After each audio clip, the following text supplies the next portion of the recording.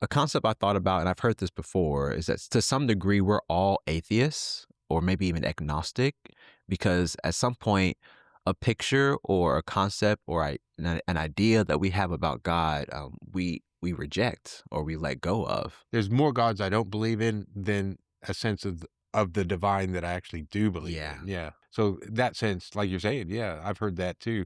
We're all atheists Uh-huh. to some degree. So what happens when you have an idea or a concept of God that you reject? What do you do when you let go of that? Letting go of something that maybe's been with you for a long time, maybe that was instilled in you very early on, um, that can be unsettling. Mhm. That can raise a lot of questions for a person. But I think that's something that probably most of us have experienced at one point or another. Mhm. Um, I mean, I think about some ideas of God that probably are good to let go of.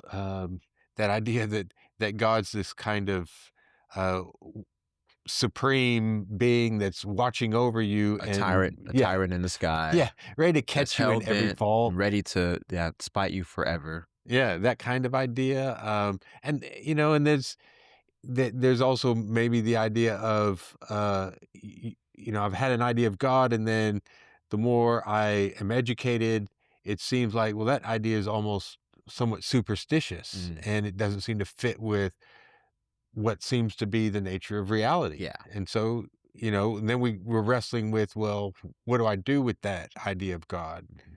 Doesn't seem to fit with science or what I've learned in other fields. And we're not saying that God is completely gone No. when we're saying something like that, or we're letting go of the concepts or the ideas. Just these ideas, they kind of serve their purpose, or we recognize that they're insufficient. Like there has to Right. be more to this than the wrathful being, or the tyrant, or maybe even the God that is distant from us. Right, a God that's kind of uninvolved, or where are Yeah, you, and or doesn't why care. is this happening? Yeah.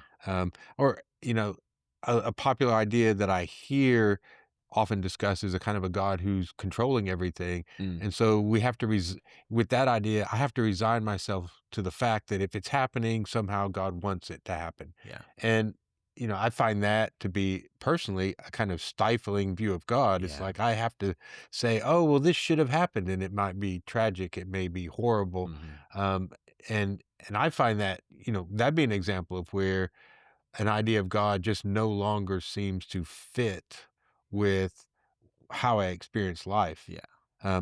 And so, yeah, maybe I like the way you said it. Maybe that idea served a certain Uh-huh. purpose for a certain stage in life, but maybe it's time to grow beyond that. Maybe there's a reason Yeah. to let go of that. Hmm. So what might the scriptures say about these this thought, this journey that we might take to let go of something to maybe pick something else up? Yeah, one of the verses that I thought about that somewhat reflects this is in Isaiah 55:8 and 9. It's maybe familiar to a lot of believers. Says, "For my thoughts are not your thoughts, nor my ways your ways, declares the Lord. For as the heavens are higher than the earth, so are my ways higher than your ways, and my thoughts than your thoughts." God is not made in my image. I'm made in God's image. And for me to extrapolate from the way I think, and therefore assume that must be how God is, Yeah. the prophet Isaiah is saying, no, God is very different than kind of your thought and your idea of Uh-huh. God. And it's interesting that in this text, actually in the previous verse, the prophet is urging people to leave their kind of sinful ways, and it says, well, and you will encounter this compassionate God. Hmm. And I think what then when Isaiah goes on to say, my ways are not your ways, it's like you're thinking I won't be compassionate, Mm. but the idea you have in your head that, oh, he's going to be really, really upset and angry with me, it's like if you'll leave your ways, you'll discover there's a compassionate God. Yeah. And so the idea of God needed to need to be let go of, the idea that God's full of anger and wrath kind of idea. Going back to what you said about God is not the God of our image. Where do those images come from? Yeah. Yeah, well, I've heard it's kind of a quip, that God made us in His image and we've returned the favor. Yeah. Um, we do have this tendency to kind of imagine that God must be a bigger version of us. Yeah, And okay. so if Uh-huh. I get angry at people, then God must get angry at people. Yeah. If I get impatient, then God must get impatient. And so we just think of the divine as somehow a reflection of ourselves Mm, on a bigger scale. mhm. And and at least what Isaiah is saying is, well, that's not the case at all. Yeah. I'm not really like you, so don't Mhm. go with your assumptions that I'm going to be like you're going to be. Yeah, Um, and and that surprise, could be a good thing. yeah, That could be and a really good thing. that's exactly what I was going. And surprise, surprise, Yeah, I'm better than you would imagine. Like yeah. I'm kinder, I'm more patient. Um, so yeah, the idea of God that just kind of naturally generates, as I think, well, God must be like me, is a kind of the wrong way to think about it. It's Mhm. how can I be like God, not is God really like me? Yeah. Another example could be in Acts 10 where Peter, um, receives the division about more being included than he might thought, and maybe God shows more favor, or God doesn't know show favoritism, Right. and there's more in this community of God than I might have thought before. Yeah, and he gets the invitation to go to the house of a Gentile, a Mhm. Roman centurion, and yeah, totally not what he expected, Yeah. not who he thought God was or what God was like, and so yeah, this idea that maybe the concepts of God we have serve for a while, but then they need to expand or old ideas let go of. I mean, Peter's letting go of an idea of God, Mhm. the God of just the Jews, Yeah. and having to say, wow, what does it mean if God is a God of all peoples Mhm. and the Roman soldier as well? Mm. That's a change. Oh, one of the other things I think about, Joseph Campbell did a lot of work in comparative religion and comparative mythology, wrote a number of books. Perhaps his most famous one is The Hero of a Thousand Faces. Mhm. And he's got another one about the hero's journey, different works. But there's something he says about God that I found compelling. He talks about God as a metaphor for a transcendent mystery Mm. that lies beyond all human categories of thought, language, and logic, including the concept of being and non-being. Mm. If we trying to unpack what he's saying, okay, when we use this term God, and he's doing this in a comparative religion sort of way, where he's looking at all different cultures, ancient and modern, um, and the way people have talked about some concept of God, he says what they have in common is they're all talking about a transcendent mystery. Mhm. In other words, you can't fully understand it, what we're talking about. And it really goes beyond our limited categories, as he says, of thought, language, and logic. Mhm. So it's beyond all of that. And then, of course, the thing that I found really compelling, it's even beyond the concept of being and non-being. So that's existing or Yeah. not existing. Yeah, he's like, we tend to think, well, does it exist or does Uh-huh. it not exist? And Yeah. he says it's beyond those two simple categories. Like, well, is God real or is God not real? And it's like it's a discussion that goes beyond that question. Mhm. It just transcends it. Um, so in his work, I think he's recognizing something positive Mm. for us to realize, well, if he's right, then, well, of course my ideas of God are going to have to change, Yeah. because ultimately what I'm trying to move toward transcends my categories and my thoughts Mhm. and even my language. I don't have language to describe it. So Yeah. all my language is falling short. All Mhm. my thinking's falling short. It's almost like the words, the thoughts, the concepts are just pointing at something, Yeah. right? And maybe you're getting a piece of it, and then at some point, okay, this word or this concept is not working.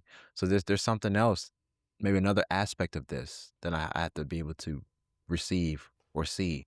Yeah. So one of the things, we were saying is, okay, so God is not what I think. Hmm. Like my thoughts are not an accurate description of God. I'm Uh-huh. thinking about God, Yeah. but if I'm identifying God with my thoughts in kind of a literal one-to-one Mhm. way, then I'm missing the fact that this is my attempt to move towards a transcendent reality, a Mhm. mystery.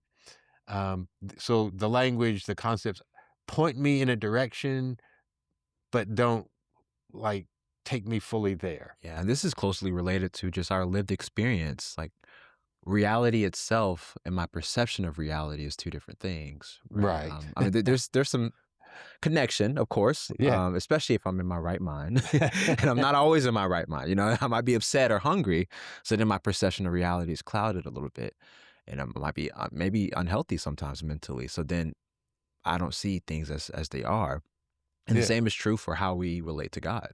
Yeah. Yeah. I like the way you brought that up. Yeah. The difference between perception and reality. It's Yeah, why you can have an incident happen and, several people witnessed it and they all have a different take on what yeah, happened, but they all saw the same thing, but exactly. perception enters into it. Hmm. Um, We you know, see where we see because of where we are. yeah, Mm. because of, yeah, the questions I have or my state of mind at the time, it depends on what I see. Yeah. Um, So we were kind of moving on thinking then, okay, well, what if my ideas are changing? What if kind of my picture of God is falling apart in some ways? Hmm. Um, what does that mean? Of course, we're suggesting, well, that doesn't mean like God ceases. There is, that there's no point in thinking about a divine reality Uh, or some sort of transcendent or ultimate concern or ground of our being. you But still need somewhere to place your hat. yeah, yeah, you gotta have, if God is another way of talking about the reality in which we are and Hmm. find our existence, Yeah. then it's not saying, well, there is nothing. It's more like, well, the way I was thinking about it, the way I put it together in my head, that's now apparently insufficient, Hmm. and I have to move on in Yeah. some ways, Yeah. have to let it grow. What you might do at the beginning of this process, or just making sense of this, is you name what is breaking. Like, what are you letting go? Um, what kind of image or concept of God are you recognizing is insignificant? So is it the controlling God, like we talked about, the absent God, the God that you were taught just wants to put you into eternal conscious torment? Yeah, the judgmental God, Yeah. the kind of the short-tempered God.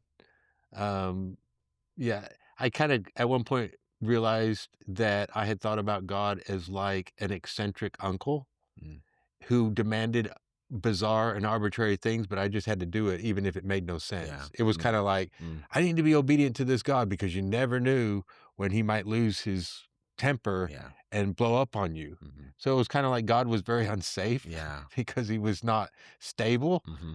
And, I wasn't no one was really teaching me that, but that's kind of what I derived. It's like I just better tiptoe around God, walk on eggshells Yeah. because you never know when he's gonna blow up at you. Hmm.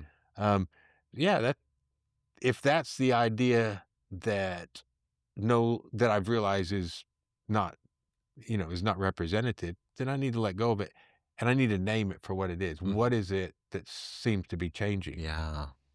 And after that naming is happening, there's going to be some type of grieving that naturally occurs, because change in any way is there's something sad about that, because you had something and now something is different. Yeah, even when we know we're leaving something that was in some ways not helping, Yeah. it's still, yeah, I think it's change is hard, Hmm. and, and especially if, well, I've known people, um, they're dealing with an addiction, a substance abuse thing, and they had to grieve the loss of relationship Yeah. with alcohol. Mm. Even though they know, "Oh, alcohol has not been a good friend to me," but it Yeah. was like, as one of my friends said, but it was always there. Hmm. It was, it was like it was my constant friend, Yeah. toxic friend, but a good friend. Hmm. And it's kind of in that way you have to grieve, well, something's changing, Yeah. even if I know this is for the best. Hmm. So I like that. Yeah, we have to grieve the I the change that's going on, Yeah. name it. Um, but what after that? What do you think? Yeah. I think acceptance is an important step too. Accepting that, hey, when these things fall short, when these concepts, these ideas of God fall short, like that's something that I'm not just experiencing, but that a lot of people on the journey towards God, the divine experience. And we Yeah. see this in literature. We see this in the scriptures. And you're just you're tagging along the train that has been moving long before you and will continue to move after you. Yeah, I find that always reassuring is one of the things that we might think is, am I the only one? Yeah. Am I all alone? Is something wrong with me? Hmm. And sometimes in religious context, people are uncomfortable letting others know that there's any, that they're just not all certain and Hmm. everything's fine. Yeah. And so in some contexts, it's very easy in a religious kind of sense to be thinking, I must be the only one because everyone else seems so confident Yeah. of their idea of God. Yep. Is it just me? And I find it very encouraging, comforting no, this is Yeah. to be expected. No one knows what they're doing. Yeah. This is the truth. We're Right. all trying to figure it out. Yeah, that and that change is gonna happen. Hmm. Um, we came across this quote from Meister Eckhart, whose prayer was, "God, free me from my idea of God." Hmm. And that's paradoxical. He's Yeah. addressing God to free Uh-huh. him from his idea of God. Yeah. It's like he's admitting the fact that whatever idea I have, it's insufficient. Uh-huh. And I know there's always more. Right. Yeah. As a finite creature, there's always more. Because when I think of God, I'm reducing God to a finite concept that I can hold in my mind, Hmm. and it's finite by definition because my Yeah. mind is finite. Yeah. But God is infinite. Hmm. So whatever I'm thinking of God may be in some degrees accurate, more so, more or less, but it'll never be the truth of God's reality Yeah. and who actually God can be in God's presence to me. Hmm. So yeah, um, God, free me from my idea of God. Yeah. And then the Apostle Paul has, in many letters, he talks about maturity and growth. And so he says the phrase, when I was a child, I thought like a child. And so there's some maturing that's happening or Yeah. some changing that's And when I happening. became a man, I put away childish things. Yeah, he's Exactly. saying, hey, in his own life, there was a way I thought about things that I had to let go of. Hmm. And so I like the way he compares that to our human growth Yeah. that we just know naturally. Well, there's stages of childhood and there's adolescence and there's young adulthood. Hmm. We recognize we have to grow. And he's saying, well, the same thing happened with him about matters of a spiritual nature. Exactly. Yeah. Hmm. And certainly his idea of God changed. Yes.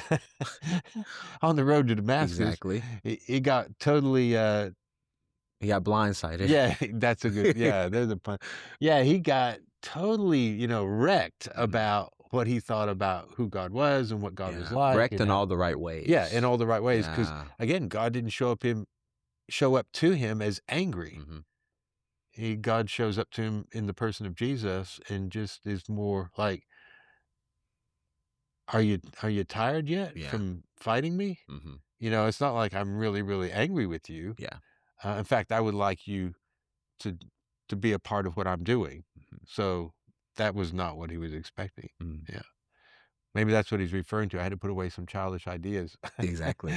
Yeah. Some things we might remember in light of what we're saying is that our ideas and our images of God are not God. And the same thing is true for like our perception of reality. It's not necessarily all of reality. There's some parallel, and we're having some glimpses come in, but our concepts and our ideas they're signposts on the road to the divine. Yeah. Which means if they're